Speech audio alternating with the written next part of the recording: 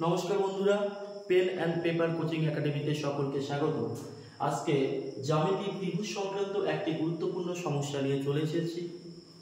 সমস্যাটি হলো এবিসি একটি ত্রিভুজের এ, বি এবং সি কোণ তিনটির অনুপাত 2:4:3 হলে ত্রিভুজটির ক্ষুদ্রতম ও বৃহত্তম বাহুদ্বয় বের করতে হবে আমাদেরকে।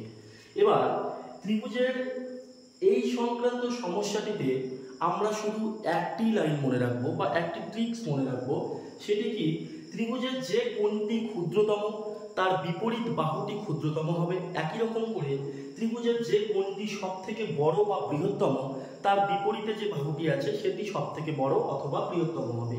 এবার আমি বোর্ডে এবিসি লিখলাম।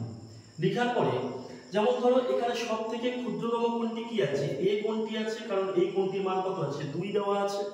এবার এ কোণটি যদি ক্ষুদ্রতম হয় তাহলে এ কোণটির বিপরীত বাহুটি কি হবে, ক্ষুদ্রতম হবে, যেটা আমাদের উত্তরে চেয়েছে।